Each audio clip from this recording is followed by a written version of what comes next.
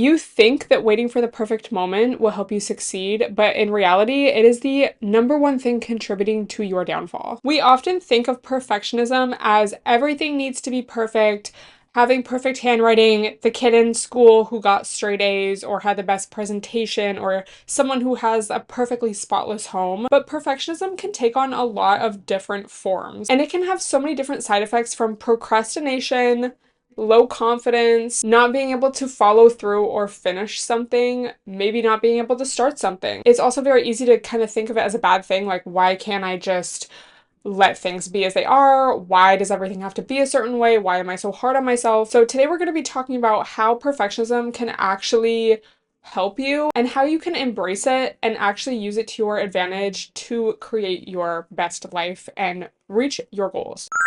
Welcome back to the Stella podcast, y'all. We are going to be getting into it today. I'm so excited because this is a topic I'm very passionate about. Being a perfectionist and also definitely not realizing I was a perfectionist till like later in life. Before we continue, I want to thank HelloFresh. I have such an exciting offer for you guys. If you use my link and my code down below, you can get 10 free meals as well as free breakfast. I'm sure you guys have heard of HelloFresh. They are a meal kit delivery service. It's really great because you can custom select what type of meals you want, whether that's without pork or vegetarian or high protein or low carb or keto. The list goes on. And they have everything from recipes where they send you all the ingredients, like super easy, and then also pre-made meals for even busier nights. It's so great for busy weeks. And I love that you have the option to still cook and learn new recipes, but you can also just pop it in the microwave. So definitely take advantage of that offer if you haven't already. Again, that is up to 10 free meals as well as free breakfast. So I actually started this book, The Perfectionist Guide to Losing Control.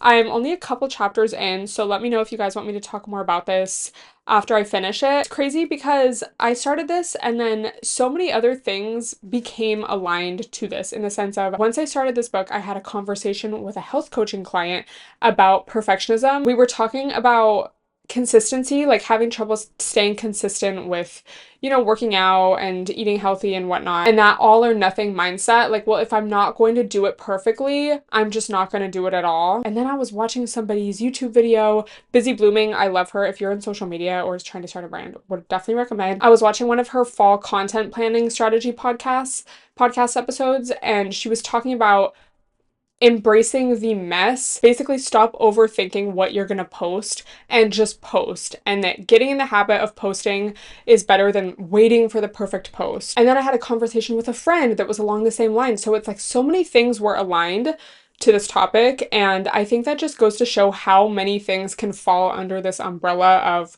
perfectionism and doubting yourself, or like trying to wait for the perfect moment, trying to wait until everything is perfectly aligned to take action, when in reality, so much of what you want is literally on the other side of being embarrassed, feeling cringe, feeling like this isn't perfect. There's so many people that are better than this. If you don't take that action, years of your life will go by. Have you ever had an opportunity, or maybe you wanted to try something and you didn't because you felt like you weren't going to be good at it, or you just felt awkward, but then someone else tries and they do it and maybe they're successful, maybe they're not, but you feel like, well, I could have done that way better. And it's like, okay, but you didn't do it though. Like, that person took the risk and did it. And maybe they're literally less qualified or less talented or less whatever than you, but they're reaping the benefits and getting the recognition and moving ahead and progressing just because they took action. So that is basically where all of this funnels to. Like, okay, the core message is you just need to start, you just need to take action, and it doesn't matter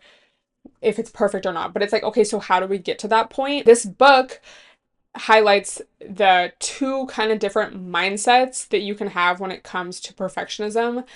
There's an adaptive perfectionist, and that's basically like you're embracing the fact that you enjoy building towards something or working towards something. She gives the example of, one person could retire at 55 and just spend their days on the beach and be chilling and like totally enjoy that. Whereas someone else, like certain types of perfectionists, it's like you're going to be so dissatisfied doing that. Like, you want to continue working towards something and striving for something. So it's not like perfectionism is inherently bad. It's like where it comes from. So a healthy quote unquote healthy. And she also highlights how there's no, like, nobody is fixed in either one of these. Life is not static. There's always going to be things that trigger like insecurities in us. We all have a bad day, like things come up. Mental health is not static. So it's more so like the mindset of each of them and not like you are this type. But basically a healthy expression of perfectionism and having that, just wanting to strive for more quality. It's embracing like this is who I am. I get pleasure and I enjoy working towards something. And the external kind of like working towards something or trying again or trying to do better is a celebration of you enjoying that process. Whereas a maladaptive perfectionist is more so like you are trying to make up for something and your self-worth comes from whether or not you're going to achieve something. So you're trying and striving and doing more because you feel like you lack something and that you think is going to make up for that or make you feel better. When in reality, it's like you're never going to be satisfied and you're always going to be striving and striving and you can never just like chill and sit down. The author gives the example also of, and I know the girlies will relate to this one of the first Christmases that she and her sister hosted or something. And her sister was like, okay, what should we do? And the author was like, I want to do it all myself. Like, don't worry about it. And so she does like everything, like she plans everything. And she gives this specific example of, it was like an eggnog kind of cocktail. She went to so much trouble planning this and like getting the cinnamon sticks as the little like stirs and all this stuff. And like once guests came over, she handed her brother one of the drinks and he just like immediately takes the cinnamon stick out and like doesn't even think about it. And she's like, oh my God, like I worked so hard on this. And basically she was seeking that external validation or like for people to recognize that she had worked so hard and done such a good job rather than doing it because she found fulfillment in that and it wasn't really about other people's reactions to it as much. I think that's also such a big part of perfectionism for some people. You get annoyed or hurt or just like it's weird to you when other people aren't aware of the same things you are, like all the little details, or if you do something and it's like you think you're being so thoughtful and you think someone else would just recognize that. It's like people pleasing, and when they don't, it's like you feel hurt or you feel like, oh my God, like just it's confusing. It's like, why aren't other people like on the same page as me? And sometimes that just can be because you are low-key doing it because you want the validation externally. So in my coaching conversation, we were talking a lot about balance, and I think that is just what we always talk about. Am I right? Like, it's like, oh, I just need more balance. Like, once I just get more balance, then things will be fine, or then I can start, or then this, or then that. And the author also highlights in this book, there is no such thing as balance. And she talked a lot about, when you hear women who are maybe older or have gone are past menopause and how they're just like, I don't care anymore. Like, I don't care what people think about me. I don't care what men think about me. It's just like IDC. And it's not that they have finally achieved balance. It's that they just finally realize like, oh, I don't care about achieving balance anymore. Balance is like low-key a scam because when you actually think about it, like this idea of balance, specifically for women, it's like basically that you should be able to do all these different tasks and like still have a smile on your face and be fulfilled. And it does not take into account, again, that life is not static. Even especially for women, just when it comes down to our hormone cycles, we are not going to feel the same each week of the month. There's always just different things going on in life. Like, it's impossible to achieve balance. It's like, what is that? Freeing yourself from this idea that you're constantly like not having balance in your life, but you should be, because it's literally not a real thing. So instead of, again, like constantly looking for the external thing, like, oh, I have achieved balance externally, finally everything is perfect externally, it's like, okay, how can I, despite what's going on externally, tap into my own peace, self-worth, self-love? It's basically like, how can I make the most of this situation? And sometimes that literally looks like, you want to try something and you feel like you're stupid doing it and you can just like laugh it off. You're trying to be a content creator and your post flops. It's like, that's not a sign to give up. It's just like, haha, okay, oh well, I'll try something next time. You're trying to stay on track with your workouts or something. You have a day where you just weren't feeling it. You don't go that day and it's like, okay, well, how can I make the most of the next day? So how do we overcome this all or nothing mindset? Like, practical tips. Let me tell you, the first thing that comes to mind that for me has been really helpful is I will literally print out like the month of a calendar that's blank. You can use like highlighters or markers, and for whatever it is that you want to do, if it's like getting a certain amount of steps each day, or not spending any money this day. I did this with like when I was doing like a no spend thing, working out or eating healthy or posting on your social media or whatever it is you want to do. And then you could just fill in each day that you do it as like one color. And then if you don't do it one day, you fill it in on the other. And it's so crazy to actually see the progress, because sometimes if you skip a day doing something, it feels like the end of the world. You know, it's just like, oh my God, like I messed up. Like I didn't do that today. Oh, like you just feel so bad about yourself. It's like, oh my God, like I can't believe it. But then if you're just to fill it in, you look back and you see all the days that you did do it. And it's like, okay, one day isn't really like that big of a deal. I can again try again tomorrow. Also on the Busy Blooming podcast, when she was talking about posting consistently, like if you're trying to grow your social media, she said if you don't have anything to post that day and you're just like, setting a timer for 30 minutes and just seeing what you can come up with in those 30 minutes and just posting that. And I think that is also such a good idea for obviously that specifically, but also for anything. Like if you're like, oh, I don't have time to work out today, like, oh my God, I'm not gonna make it to my workout class or my gym or whatever. It's like literally setting a timer for 20 minutes, taking a walk, 30 minutes doing a walk, doing an at-home workout just to kind of get yourself in the routine, because you always feel better afterwards. Even if it wasn't perfect, it's not the most amazing workout. When you do something and actually follow through with it, that in itself builds so much confidence, which sounds, I don't know, like it sounds cheesy, but it's crazy just how subconsciously you feel better. And it's like, I can actually do this. I can put my mind to something and do it. And that is how you build a habit and continue doing it moving forward. It's really easy because here's the thing, like so many people aren't consistent because they try something for a few days and then they mess up, so then they stop. And so you're constantly stuck in that cycle of like, I just can't do it. Like it's not for me. I can never stay on track, because you're telling your brain like once we mess up for a day or don't do it or like aren't consistent for a day or whatever, we just obviously can't do it. You're not coming back the next day saying, let's try again. You're just like, nope, that was it. But if you can just push through and it's like, oh my God, I feel, so cringe doing this or so stupid. Or like, oh, I feel bad about missing yesterday, but I'm still going to show up today. And then that builds the forward momentum. So you just have to get out of that loop of like, I tried for a few days. Oh, I messed up. Okay, well, that's it. I'm never going to do it again. And I think especially with you know, embracing being embarrassed, cringe, like anything stupid, it's just like you literally have to trick your mind. I have this post, it might be up by now. I have this post ready to go of like embarrassing things that happened to me in the gym, but I still kept going. Y'all can use that for your content calendars if you want. But literally, like, oh my God, these things are ridiculous. And some of these things are like recent. Like, waved to a gym friend and they looked away. Had anxiety so bad from a pre-workout that I had to leave. Before, like right before I started Accutane, this was like in 2019, I think, my acne was so bad, y'all. I had like cystic acne and I felt like putting makeup on it for the gym would make it worse. So I wouldn't wear makeup to the gym, but it was so embarrassing. And anytime anyone tried to talk to me, I just felt like so like, don't look at me, don't like, please stop. But I kept showing up.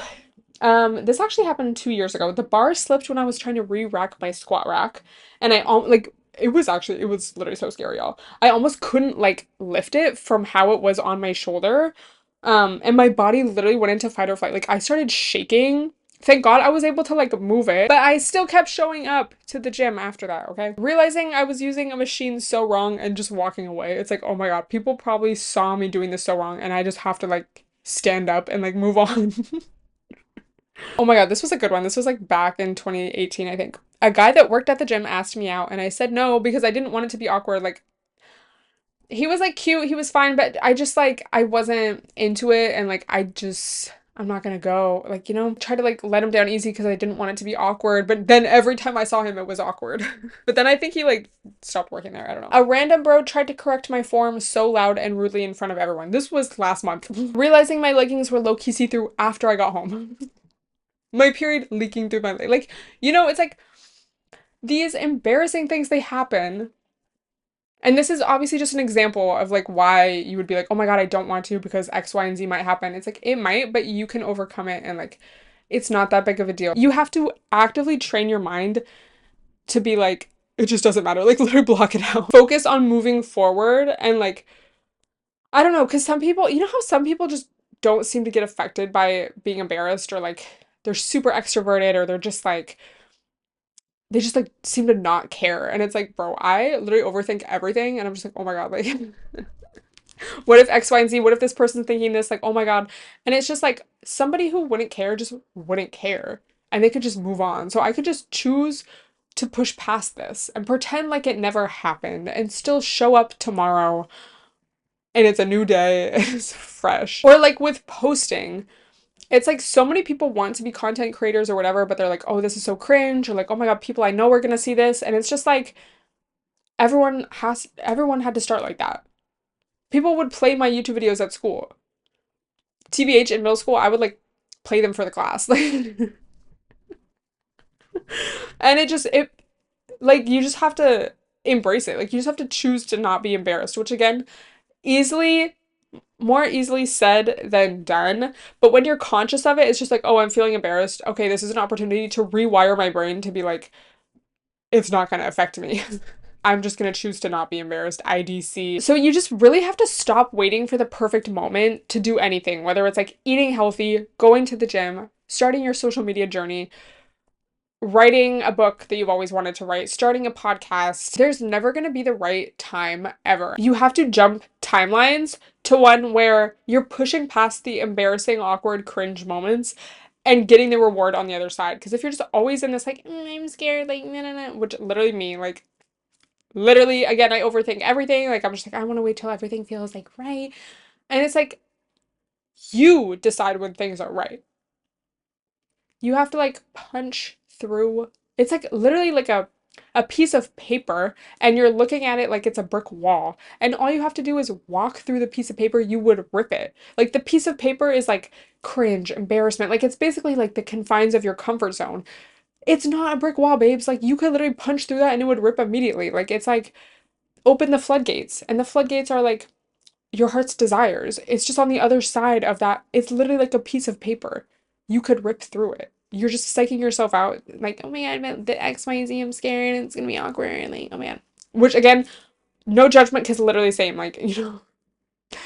But it's like we just need to, it's not like we need to retrain our minds. It's not a brick wall. It's literally a piece of paper. We could rip through it. We could walk through that and it's gone. And then we're on the other side. And it's like, oh, I actually did that. And it creates momentum to go on to the next thing. And you just have to constantly be doing that. It's so crazy too. Sometimes it takes one time of doing something new to like realize it's not scary. There was this machine in the gym, the assisted pull-ups, and literally up until this year,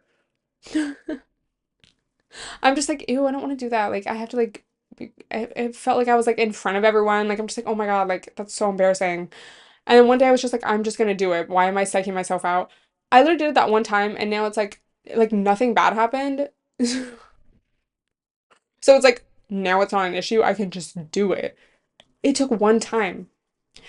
When we overthink things so much, which, like, again, literally me, we build it up to be bigger than it is. And sometimes you just need to catch yourself doing that and be like, well, because of this, now I have to do it to prove to myself that I can do it.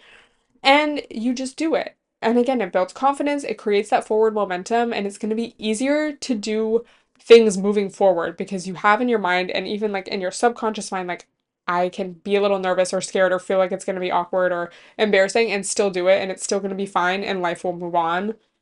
But life will now move on with this extra confidence. So that is part of everything. The winter arc, the fall arc, the glow up, the getting ready for 2026, embracing messy action and messy consistency over waiting for the perfect moment. Everything needs to be okay. I don't want to be embarrassed. It's like we've done that. We're obviously feeling dissatisfied and like, oh, why are they getting it and I'm not? Or like, why aren't things clicking? Like, why am I still like, it's like, you just have to embrace feeling stupid. And then you will achieve freedom. So I would love to hear your thoughts on this subject. Again, I will update y'all if you would like on the rest of this book. The Perfectionist Guide to Losing Control. And I will link the video, the Busy Booming podcast episode mentioned down below. Let me know if I'm missing any other links. Moving on to our trending topics. The first thing, Halloween. What's y'all's vibe for Halloween? I honestly don't know what I'm doing yet. I do have my costume in mind, and I feel like it's gonna be good for IG because I have the perfect photo dump curation. I don't know about IRL, but like I'll look hot, so who really cares? I don't really know what I'm doing. We have a few ideas. I don't know. We shall see, but let me know if you guys know your costume. Another thing, Julia Fox is on a press tour for this new movie. So I've been seeing so many clips from interviews, and something that really stood out to me was in this, I believe it was like in a Zoom interview. She was talking about how she's been celibate. She was talking about how so many guys just don't care about women's rights and like the bans on things. And they just don't really speak up about it at all. And it's just so true. Like, I have not seen or heard one guy say anything about that. And it's like, men literally don't get tested for STDs. They want to not use protection. They literally don't know how to make a girl, like, finish. Um, so it's just like, literally, I agree with her completely. It's like, what do we gain? Not to get suddenly X-rated, but I just think it's so true. Like, y'all just don't deserve it. You know what I mean? It's not in a, oh, I want to be pure and save myself. It's like, none of these guys deserve it. Like, none of these guys deserve it literally at all. Which is crazy because, like, you know that scene from Sex and the City with Charlotte drinking her martinis with, like, with her waspy friends, and they're just, like, not understanding her, and she's like, oh, am more like Samantha than I thought. These guys just don't deserve it. It's like, what? It's literally like, what would I gain? Stress. Actually, like, let me go to the clinic. Remember when I would work with Adam and Eve all the time? Like, I need another one of those. Like, they need to email me. Babe, we're in like a crisis as the girlies. Like, oh my god. I also saw this TikTok. It was literally just like a photo with text, but from morgs.w. And she said, I stopped talking to a man because he said he only ate one meal a day.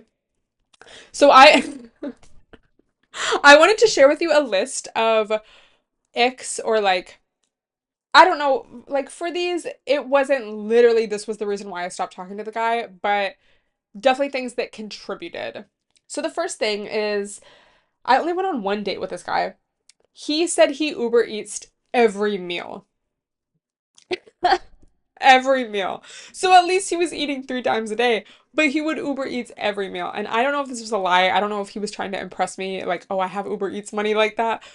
But I just thought, like, it was his overall vibe too. Do you remember I was like so bored on the date that I was just like, I had a cute outfit on. I was just asking him to take IG photos of me after we were done with the dinner because I was just like bored. I was like, let me get something out of this, like some IG photos to commemorate my outfit because obviously this was a waste.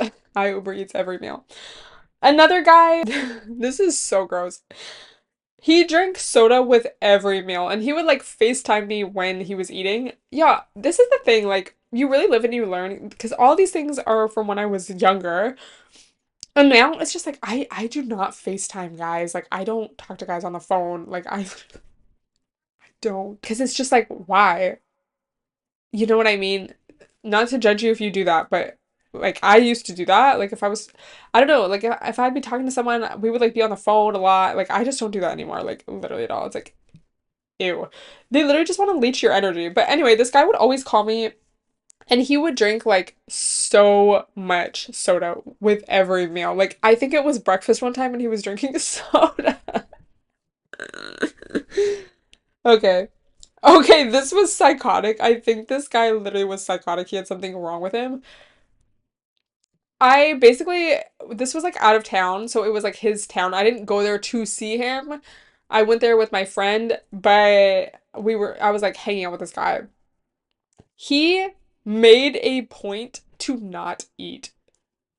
Like the whole time. Like we literally, that was so weird. He literally was like, oh, we'll go to dinner. I literally was so hungry. I literally had like 6 oysters and like some wine beforehand with my friend. And I think I'm going to dinner with this guy and like he's literally like, I am not hungry. But like I just ate. It was so weird. And then there was like another time too where like he made a point to not eat. But it was weird because it wasn't like he didn't want to pay because like I ordered food and like he paid for my food. Like he had a good job. Like it was just it wasn't like, oh, he can't afford like two meals. Like it was not that. It was just this weird thing. Like he didn't want to eat. Okay, like do you have like a problem? Like I don't know. He was literally like psychotic actually, I think. He had like no emotion. It was actually scary. Um, Another thing was this guy cooked me dinner and this ew. Okay, I definitely know what people say when they're like, I want a man that can cook because you don't want to be the one cooking all the time, like especially if you're going to be married or if you have kids. Like I understand wanting a guy who can cook, but you know the vibe of a man who thinks he can cook and basically he wants to like mansplain to you how to cook and he thinks he's just so good at cooking. Like that's so annoying. It's like shut up.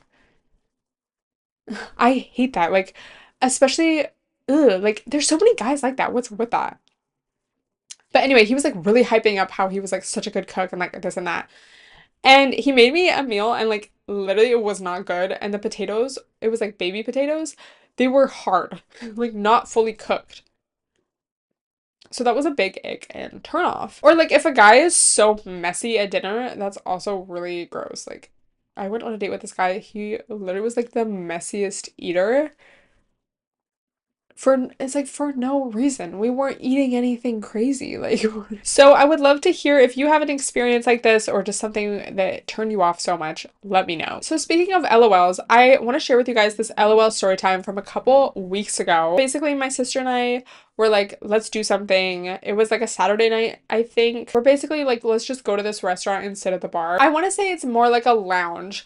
Like they had a DJ there because it was Saturday. They had a DJ like a little later, but it's not like a chic restaurant. Like it's like fine, but it's more like a lounge, if that makes sense. Like people are eating and eating food, but it's more like it's like chill. And it's a pretty big restaurant, I think, especially for like the area. So anyway, I have been here before and I feel like every time I go, I had not been there in like a year, but every time I go, like the bartenders are very flirty. It's like that type of vibe. So kind of fun. Like there's hot workers. Like it's just like a fun time. We're just sitting there being girly pops, cute, whatever. I asked for tequila soda because that is the only thing that I drink unless I'm having like wine. But he makes me a tequila sunrise, which I was like, no, babe, like it's a tequila soda, and I like felt bad. But it's like, babe, like tequila soda, like I'm trying to be skinny. So he remade it. He didn't have an attitude, but I just was like, oh my God, like I kind of feel bad. I did not need to feel bad, lo and behold. So basically, I don't even know how this occurred, but another one of the like waiters came up to me and was like, "Oh my God," like was making eye contact with me and I'm like, "Does he remember me from last time I'm here? Because I don't remember him." And he's like, "Oh, what's your name?" And like I'm just like, obviously something is in the air. Then there's like three managers walking around because they all have their little headsets on and they're one of the guys is like super hot. Like okay, he wasn't, I don't want to say super hot, and his aesthetic was kind of like Pedro Pascal, if you get the vibe. Like, not like a little younger, but still, like, I would put him in that category. So he takes a liking to me, and my sister keeps like going to the bathroom. She'd be breaking the seal. So if you don't know what that means, it's like once you go once, you have to keep going. I'm just like sitting at the bar by myself a lot, and so anytime she leaves, he comes and is chatting to me, and like I think the second time because he would like leave once she came back, like he was being respectful, but the second time he gets me another drink. And then some time goes on, they have the DJ, it's like super fun. The DJ comes and starts chatting with and then we're like, okay, we should probably like close out, you know. It's not like it was getting like crazy late, but like in my mind I just was like okay, like I want to go home. The bartender goes, comes back, gives us another drink. We're like, "Oh my God, bro." Like I'm not even drinking like that. Like what? And then it happened like again. Like we're like, okay, can we get the check? It brings us another drink. Then they gave us a shot. I'm just like, oh my God, like I can't at this point. Like I literally can't because I haven't even been drinking like that. So like it's giving she's a lightweight these days, y'all. Like I can I was like, can we have some water? And then, so then the guy's like, oh, like, what, like, let's go out this week. Like, what kind of food do you like? This and that. The other managers keep coming up to us, like, oh, how's everything? Like, are you having a good time? Do you need anything? Like that. I'm just like, oh my God, like, it's not like it was dead in there, you know? Like, so then we finally get the check, babe. They charged us for 2 drinks total. They gave us 50% off because we had ordered 2 drinks each, like us asking. And that was like gonna be it. So then it was after that he got me another drink. Then they give us like 2 more rounds and then they give us a shot. And they charged us for the 4 drinks and put 50% off. And so they charged us for 2 drinks. Oh my God. So, period. Like, this is what I'm saying. You just have to go out on a random and like things just happen. But it's kind of like, okay, what do you really gain? Like, I guess it's that reminder that, like, oh, yeah, like, I don't know. Like, I've talked about this before, but do you ever, like, forget that you're a baddie? Just in the sense of, like, I don't know. I'm just, like, going about my day. Like, it's not like I'm, like, oh, I'm not a baddie, but I'm just, like, I just think of myself as, like, a person. Like, I mean, I know I'm a baddie, but you know what I mean? But then you, like, get really glammed and wear your, like, BBL dress and you step out and it's, like, that stuff like that happens and it's like, oh my God, I could be like taking more advantage of this every day. Like, why aren't I doing that? But then it's like, okay, it's not like I just want to be out getting free drinks every night. Like, what does that really, I don't like care. Like, I want to go home and I want to go to the gym in the morning. How can we put this energy towards something that would be useful to me? I mean, if I am in the mood for a drink, that's great. Love that. Thank you for the 50% off and the thousands of rounds for free. But it's like we need to take advantage of the fact that we are baddies. You know what I mean? Because I just will be like, I just want to go to the gym and then lock in and that's it. LOL. I'm just like, no, I could be taking advantage. But yeah, I think that's also why I totally understand where the girlies are coming from when they're like, oh, these guys like don't even buy drinks anymore or like this and that. It's like, you guys are just at the wrong places. Like, obviously, if you go to your little trendy bro spot where it's like artsy bros who don't have real jobs, obviously. Like, I don't know what y'all were expecting there. Because I know that's some of y'all types. You guys like the little skater boys. It's like, babe, he's 26. Like, obviously, he's not gonna buy you a drink. You need to go where the bros have like real jobs or like, I don't know, in this case, it wasn't even like a bro or like a man randomly. It was like literally the establishment people. You literally just need to focus on being hot and then also going to places where it's not artsy, trendy bros. Like, that's not, you, what do you gain from that? If you want to be with a cute, artsy, trendy young bro, you better be prepared to take your own wallet out. You know what I mean? I just saw a video this morning, and this is the case. It's very weird that this is happening all over the place, but when guys stand on the platforms at the club or whatever, it's like, y'all are just at the wrong club. Like, I don't know. That's like very strange. So now I'm going to be answering some questions. First question. Do you ever, if so, how do you deal with comparing yourself to other creators? I feel like my mindset is basically like nobody is me, so I can't compare. Everyone has such a different path and such a different story and yeah, so if anything, I will look to people for inspo, but even that, it's like I'm more so gonna like watch a video. Like I said, I've been watching a lot of Busy Blooming. It's like that is directly benefiting me and like helping me lock in. So I'd rather be inspired. Nobody has my swag, so you can't compare. How do you know if you're being lazy or genuinely need rest? I feel like you inherently know. Like sometimes it's like, bro, lock in. If you said you were gonna do something, you need to do it. You know, like if you have cramps, if you're coming down with a cold, like there's certain things where it's like give yourself some grace.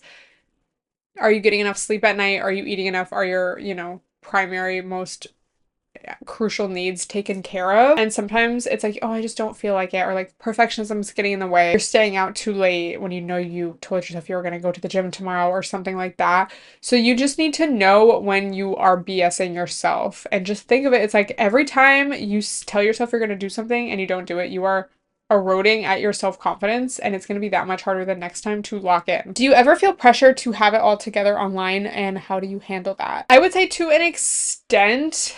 And I was thinking about that recently. Some of it is like, I don't want my business out there. Some of it is perfectionism and like, oh, something needs to be perfect, or like, oh my God, what if it's not perfect and people judge me? That's not so much the thought as it is the feeling, if that makes sense. Working past those feelings of being embarrassed and feeling cringe and all of that. Like, it's not like I'm just past that and it never comes up for me, but it's definitely something I'm aware of. And it's just kind of like, okay, if you want to do something, if you want to grow, if you want to do whatever, it's like you need to push past that. What's one thing you're doing right now to prepare for your 2026 era? Definitely being super consistent with the podcast, trying to be very organized each week with my content and planning ahead. And I'm definitely thinking about some trips that I want to take. Travel has not really been at the top of my priority list the past couple years since moving out here. Like, I went to Brazil, which was really cool. So I would like to prioritize travel a little bit more, especially now that I am feeling more just stable and like have my routine a little bit more in New York versus like first moving here and trying to settle in all of that. Yeah, just really locking into content, working on my health coaching to take that exam, travel, being chic. What's a piece of advice you'd give to your 22-year-old self? Lock in.